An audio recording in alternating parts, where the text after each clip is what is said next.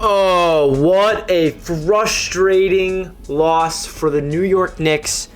What's good, Knicks Nation? It's Richie, and man, I'm going to give you guys my recap and my thoughts and my post-game to the Knicks Timberwolves game that literally just got wrapped up probably less than a couple of minutes ago. I just sprinted over from my television. I went behind my camera. You're seeing my raw reaction. I am so pissed off right now. That was so frustrating. I cannot believe that was the last possession. Man, this was one of the most frustrating games of the season because we really had that game.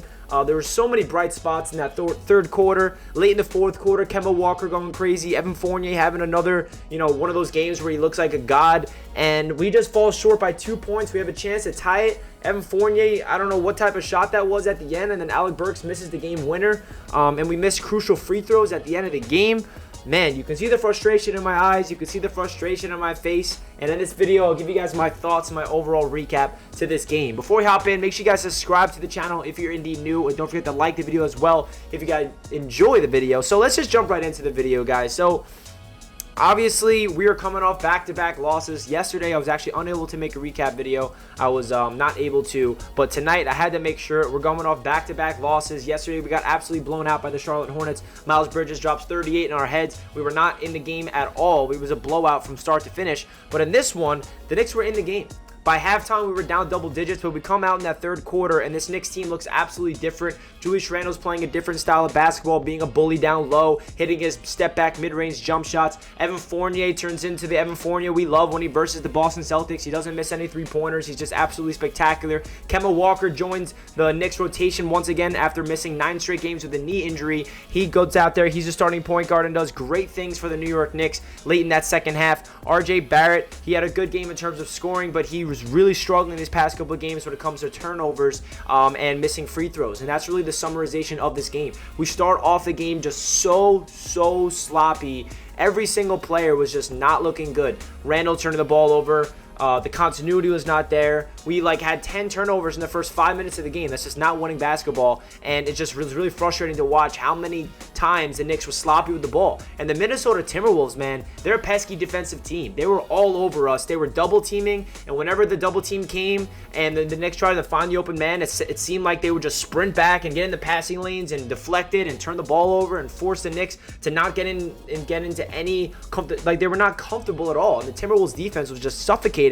But then the Knicks offense finally came to life in that third quarter. They dropped 40 points. But then the third quarter, we only dropped 19 points. And that's the difference, man. The free throws killed us. It's back-to-back games. Yesterday's game against the Hornets, we missed 10 free throws. Tonight, we had another crucial missed free throws from RJ Barrett, Julius Randle late in the game. Even Kemba Walker missed some free throws. Even Quickly is missing free throws. I don't know what's going on with these free throws, but that's supposed to be the easiest points on the floor. And then also Mitchell Robinson fouls out in 20 minutes, and so does Taj Gibson. So both of our centers were out in this game. By 5 minutes left in the fourth quarter, Julius Randle had to move to the 5. He had to guard Karl-Anthony Towns, and late in the game, Karl-Anthony Towns went to Julius Randle, finished an and one on his face, and then the Knicks were down by 2 points, and they tried to go down there and try to tie it or win the game. I don't know why that play call was Evan Fournier trying to be a hero. I know you had a great game, bro. I know Evan Fournier, you had a phenomenal game. Not only did he have 27 points, but he was all over the place defensively, and I respect him.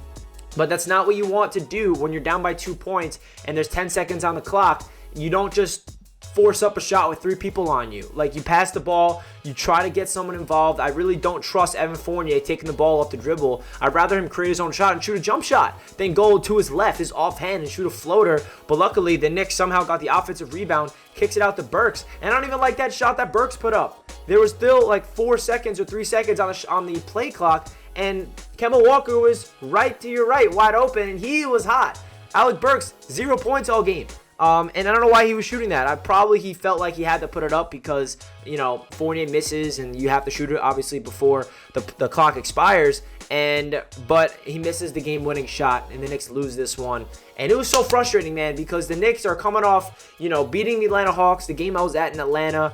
We won 8 of our last 11 games. We're back over 500, and then we come back home on a 4-game home stretch, and we get blown out by the Hornets. and then we lose this heartbreaking loss to the Minnesota Timberwolves, who is a very pesky team when they're fully healthy. You know, we versed the Timberwolves earlier this year, but their entire starting lineup was out with COVID. Tonight, we had to deal with Cat, D'Angelo Russell, Anthony Edwards, that big three, and man, they're definitely a handful to deal with. And it just felt like this Knicks team, what it comes down to is making the winning plays when it matters the most, late in the fourth quarter, defending when you have to, hitting your free throws. Like, that's the biggest thing that's concerning for me. Why are we not hitting our free throws when we have to? Even throughout the game, we're just not hitting those. Julius Randle, we're down by 2 points. He's at the free throw line. He misses one of the two. RJ Barrett, late in the game, he's at the free throw line. He misses one of two. Like, that is inexcusable. If you want to be a winning basketball team, you want to be a competitive team in the Eastern Conference, you have to be able to hit those easy free throws because you're not really asking too much. I mean, you got to hit your free throws, and that's enough said. And it just comes down to the Knicks' sloppy play, I feel like. We were just not in rhythm in that first half. The turnovers were a big time issue. We had 18 total turnovers. That's just inexcusable right there. It's just something you do not want to see from the Knicks. And we out-rebounded the Timberwolves. We had more three-pointers. We basically did everything right in this game outside of the turnover battle. And I feel like that's the biggest deciding factor of this game. The sloppiness, the not ability to get in continuity, not ability to get into rhythm, and just not taking care of the basketball. So let's hope that the Knicks can bounce back on Thursday night against the New Orleans Pelicans, because that game was very frustrating, and it felt like we just slipped away a victory at home, that one of those victories that really would have set a tone for the season, because we know that we're coming off 2 straight weeks of great basketball. RJ Barrett dropping like crazy amount of points in this past couple of weeks.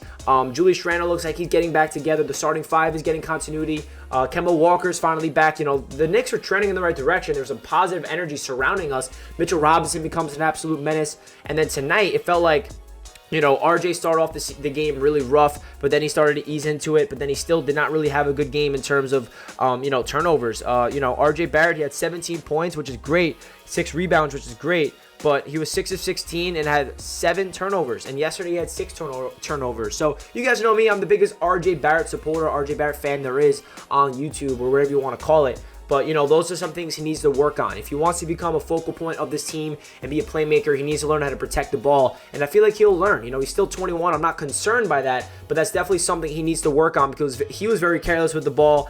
And the entire team was careless with the ball for sure. But he, for number one, was definitely a big concern. It's good to see Kemba Walker come back and play good basketball, though. I feel like he's going to be a big-time help for this Knicks team. We're lacking a point guard for these past couple of weeks. You know, Alec Burks has been running the show at the point, which has been working some games, not working some games, but Kemba Walker came out there and dropped 19 points, which is great to see. Evan Fournier, 27. Julius Randle, almost a triple-double, 21, 9, and 9, 4 blocks and 2 steals. This was a really good game from Julius Randle. I know that he missed that free throw late in the game, you know, finished on the free throw line 9 for 11, which is not terrible. But Julius Randle, we need to see more of that energy. He was playing bully ball. He was being pesky down low, crashing the rebounds, hitting those mid-range step-back jumpers that we saw from last year. He kind of looked like the Randle from last year. So hopefully Randle can continue that momentum and be more consistent, because when Julius Randle is playing the way he did tonight, Evan Fournier gets hot, Kemba Walker can hit those threes, and RJ Barrett can attack the paint and do what he does by stretching the field, stretching the floor, and making plays for others and protecting the ball, and Mitchell Robinson being a dog down low and blocking shots and catching alley-oops with all the players off the bench. We're a scary team, but at the end of the day, everything needs to click at the same time. Definitely a frustrating loss. I would love to hear what you guys have to say down below in the comments. I didn't really have a lot prepared for this recap. I'm going on a limp, and I'm just like, all right, I'm just gonna give you guys my overall reaction to this game, because like I said, the game literally finished a minute before I started recording it. I watched Alec Burks miss that three-pointer for the win. I screamed on top of my lungs. My chest started hurting. I'm like, oh my God, I'm going to have a heart attack. I got to relax. Got to take a deep breath.